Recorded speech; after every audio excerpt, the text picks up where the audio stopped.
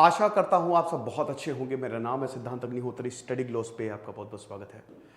दोस्तों, मैं आज बात करूँगा एक ऐसी कहानी की जिससे आपकी रूह कांप जाएगी।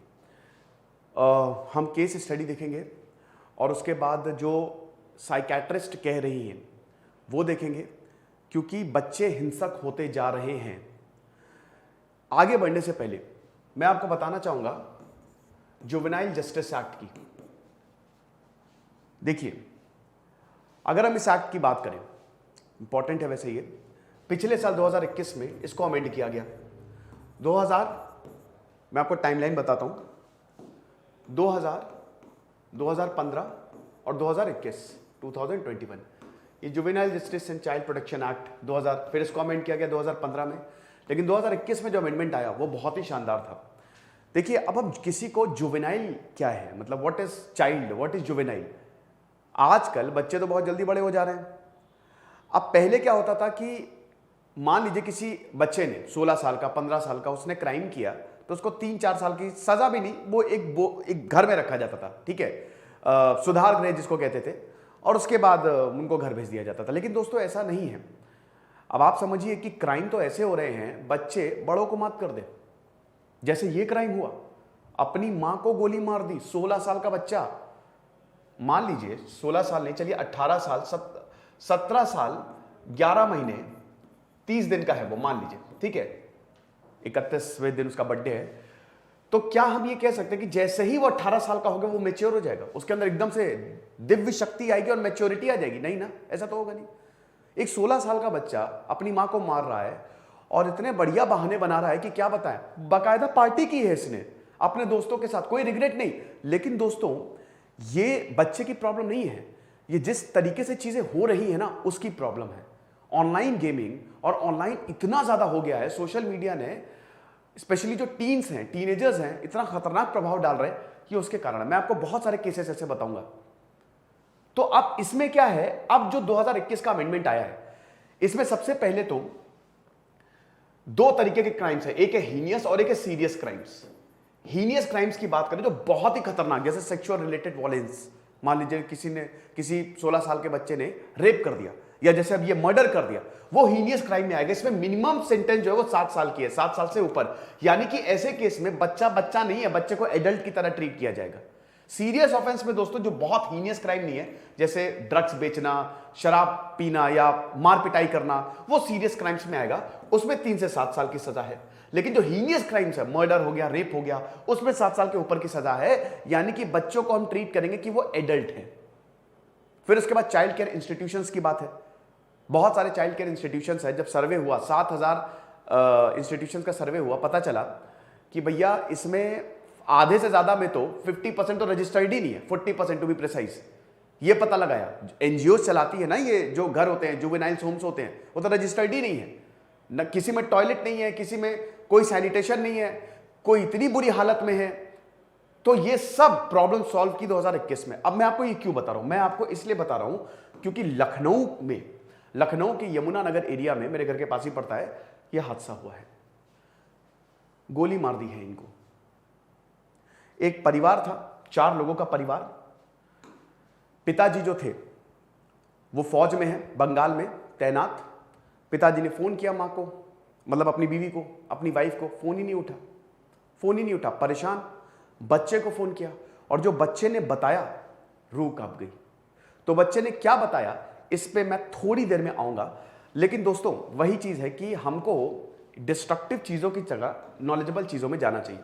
मेरे पास बहुत सारे प्रपोजल्स आते हैं, जिनका प्रपोजल मुझे बहुत अच्छा लगता है और मुझे लगता है कि ये लोग चेंज लाएंगे, उनको मैं प्रमोट करता हूं। और उनमें से है एक टिकर टेप। अगर टिकर टेप की बात करें दोस्तों, तो स्टॉक्स में प्रॉब्लम होती है, म्यूचुअल फंड्स में प्रॉब्लम होती है, कई बार हमको नॉलेज इतनी नहीं होती है। लेकिन टिकर टेप एक ऐसा प्लेटफॉर्म है, ये कुछ इनके फीचर्स है, कुछ इंपॉर्टेंट पॉइंट्स है। एक ऐसे स्टॉक एनालिसिस प्लेटफॉर्म है जहां पे म्यूचुअल फंड्स हो गए, स्टॉक हो गए, सब कुछ आप बहुत अच्छे से समझ सकते हैं। 250 फिल्टर्स हैं, 7000 से ज्यादा कंपनीज हैं। अक्सर हम लोगों से टिप मांगते हैं, भाई टिप दो, हमको बताओ कौन सी कंपनी बढ़िया परफॉर्म करेगी।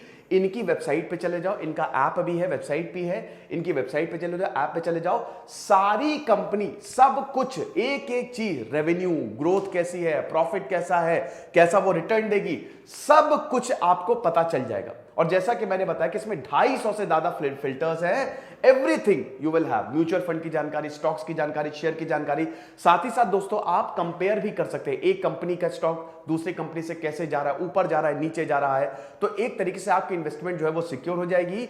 डेटा भी सेव कर सकते हैं आप। कई बार ऐसा होता है कि डेटा सेव करने में प्रॉब्लम आती है, आप जो भी सर्च कर रहे हैं, जो भी वहां पे कर रहे हैं, वो डेटा सेव हो सकता है और डाउनलोड भी हो सकता है, और सब कुछ न्यूज से लेकर फोरकास्ट से लेकर एवरीथिंग।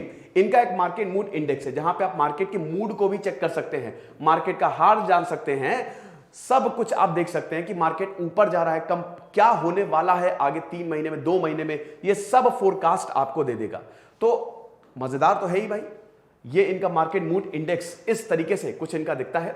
तो यहां पे आप जा सकते हैं, सीख सकते हैं, साथ ही साथ इनके कुछ कोर्सेज भी हैं, वो भी जैसे बेसिक्स, एलिमेंट्री इकोनॉमिक्स, उनके बारे में आप जान सकते हैं, equity market, share market, stocks के बारे में जान सकते हैं। तो बहुत ही शानदार प्लेटफॉर्म है दोस्तों।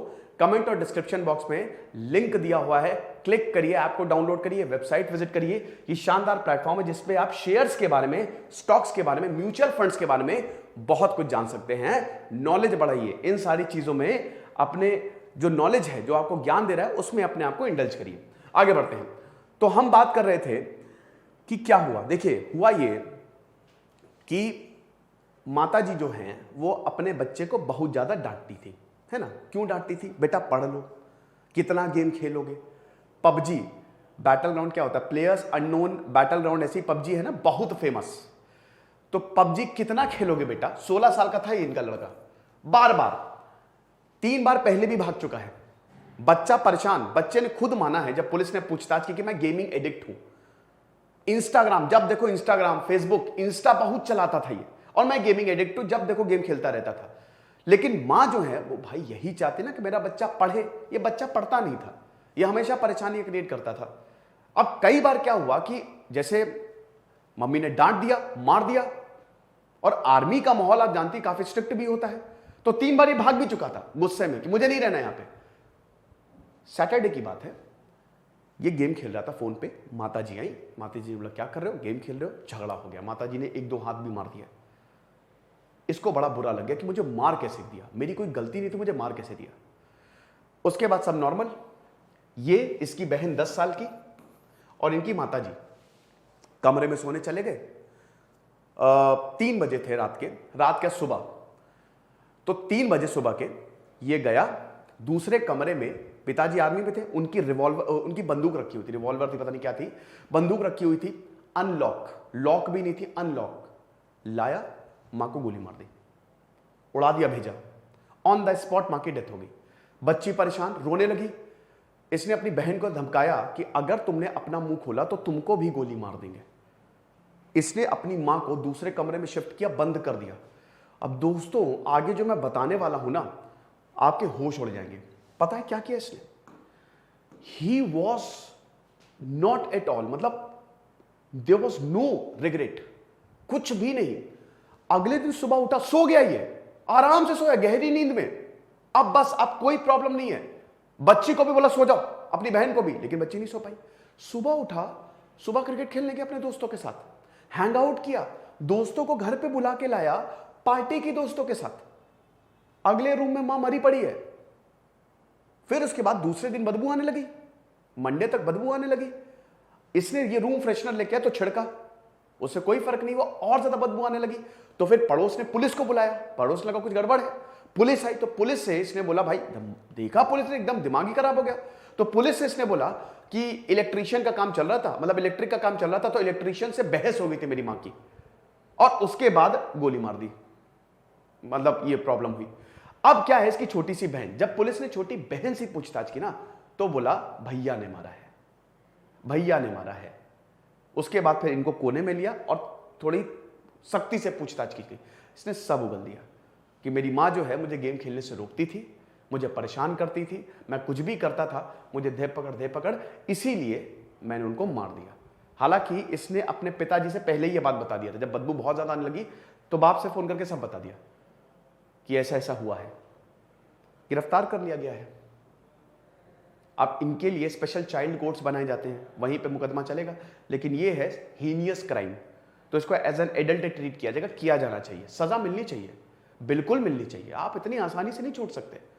लेकिन दोस्तों बड़ी बात ये है, ये सब हो क्या रहा है, ये सब हो क्या रहा है। एसीपी आब्दी ने जो बताया है कि भैया बहुत दिक्कत है ये, और इसमें साइकोलॉजिस्ट का ये कहना है कि आप अपने बच्चों के पैटर्न को समझें। अगर बच्चा बहुत ही आइसोलेट हो रहा है, बच्चा चिड़चिड़ा हो रहा है, बच्चा दिन भर मोबाइल में घुसा हुआ है, बच्चा सोशल, उसकी जो सोशल मतलब जो दोस्तों के साथ नहीं जा रहा है, और बच्चे का वॉयलेंट बिहेवियर, आप कुछ भी कर रहे हो वो आपके ऊपर गुस्सा रहा है, तो इसका मतलब उसमें कुछ गड़बड़ है। ये पहला केस नहीं है दोस्तों।